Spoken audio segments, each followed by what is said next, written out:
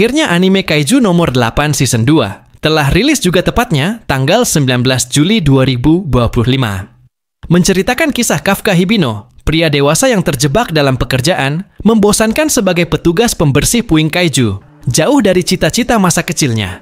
Tapi hidupnya berubah total saat ia tanpa sengaja berubah menjadi kaiju, monster raksasa yang biasanya justru jadi musuh umat manusia. Kisah diawali flashback di saat Kafka dan Hina masih bocil. Mereka berlari menghindari monster kaiju yang menghancurkan kota. Dalam siaran berita, menyampaikan pada masyarakat siaga 1, harap-harap cemas karena kemunculan monster.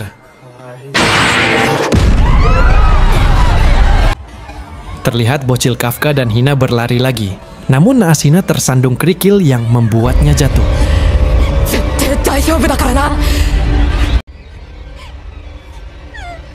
Tiba-tiba ada serpihan bangunan roboh dan jatuh dan memisahkan di antara mereka berdua. Saat Kafka memanggil-manggil Mina, sontak terkejut karena ada banyak pasukan pembasmi kaiju di depannya, sambil menodongkan senjata ke arahnya. Kafka bingung sebenarnya apa yang terjadi. Ditambah si beban Mina yang dikhawatirkan muncul sambil menodongkan basoka ke arahnya. Hibino Kafka.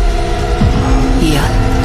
Saat Kafka melihat tangannya, dia baru sadar dia berubah jadi kaiju. Kafka panik karena para prajurit menembakinya membabi buta tanpa kenal ampun, tanpa mau penjelasan. Keluar ledakan energi, dan kemunculan monster kaiju seperti Godzilla, ternyata itu Kafka yang di luar kendali yang sedang mengamuk. Namun syukurnya itu adalah mimpi buruk, makanya baca doa sebelum tidur ya guys. Kafka lega semua itu hanya mimpi bukan kenyataan. Terlihat si Mina di lokasi reruntuhan yang sedang melamun kali ya, membayangkan aksi kepahlawanan Kafka yang menolong mereka dari ledakan monster kaiju. Namun lagi asik-asiknya melamun, wakil Kapten Soshiro datang menginformasikan bahwa keputusan hukuman Kafka belum jelas.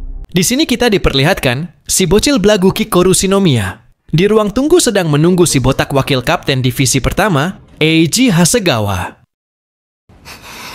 Eiji Hasegawa mengantar Kikoru akan mempertemukan dengan kapten divisi pertama. Namun Kikoru kaget saat melihat penampakan kapten divisi pertama sekocak itu.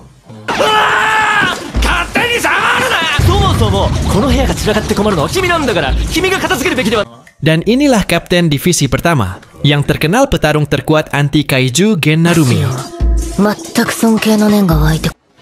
Namun Kikoru tetap memberi salam hormat dan memperkenalkannya dia dari divisi ketiga.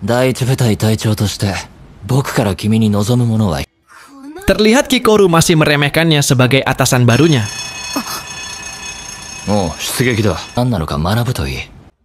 Namun disinilah Kapten Narumi akan membuat si bocil geblek. Kikoru akan terkejut dengan aksi heroiknya yang dijuluki sang kapten terkuat. Terlihat pasukan pertahanan anti kaiju sedang melawan monster kaiju yang seperti Godzilla sedang mengamuk di laut. Kapten Narumi memantau pergerakan monster, menyiapkan strategi, dan menghubungi tim terkuatnya dari divisi pertama. Mereka mulai menyerang langsung monster kaiju dengan kerjasama tim yang teratur. Mereka melompat menembaki monster kaiju bersamaan. Dari pasukan udara pun melakukan penyerangan, membuat monster kaiju terdesak meraung kesakitan. Aksi kerjasama tim penyerangan divisi pertama membuat Kikoru kagum. Mempunyai daya tarung pelepasan di atas 40% tingkat kemampuan mereka, sudah melampaui komandan peleton. Dan inilah debut pertama kapten terkuat divisi pertama Gen Narumi akan memperlihatkan aksinya tepat di depan mata bocil geblek Kikoru Shinomiya. Kapten Narumi mulai melompat sambil tersenyum memperlihatkan matanya yang berubah dan menghunuskan pedangnya tepat ke arah monster kaiju.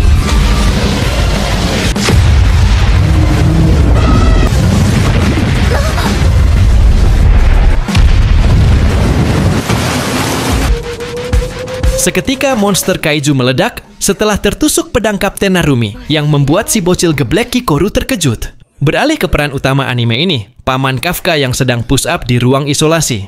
Paman Kafka didatangi Jenderal Isao Shinomiya, memberinya kesempatan untuk tunjukkan seberapa bergunanya kekuatannya. Akhirnya Paman Kafka dijemput pasukan anti kaiju untuk mengikutinya. Ini kesempatan baginya menunjukkan seberapa bergunanya dia. Di sini diperlihatkan, di ruangan Jenderal Isao Kafka berdiri di samping Kapten Narumi. Kafka kaget karena yang di sampingnya adalah Kapten Narumi. Jenderal Isao memerintahkan Kafka akan masuk ke divisi pertama. Sontak Kafka kaget. Begitu juga dengan bocil Kikoru. Jenderal Isao ingin membuat kombinasi pasukan anti-kaiju terkuat sepanjang sejarah di Jepang. Namun Kapten Narumi menolak dengan keputusan Jenderal Isao karena baginya dirinya sudah cukup di divisi terkuat ini. Saat hendak pamit, Jenderal Isao memperingatkan kaiju nomor 9 yang bisa menyamar menjadi manusia yang kini menghilang, dan kaiju nomor 10 yang sengaja menyerang pasukan pertahanan. Di sini Jenderal Isao menegur Kapten Narumi, kalau kita menyepelekan, maka bencana itu kelak akan terjadi di luar nalar. Jadi kita harus berkembang, Narumi. Namun Narumi masih angkuh dan mengusulkan kaiju nomor 8 ini akan jauh lebih efektif jika diubah menjadi senjatanya. Tapi Paman Kafka tak mau kalah dan mengutarakan keinginannya bahwa dia tidak mau mati dulu, sebab masih banyak teman yang masih percaya padaku. Aku juga masih punya janji yang belum terselesaikan.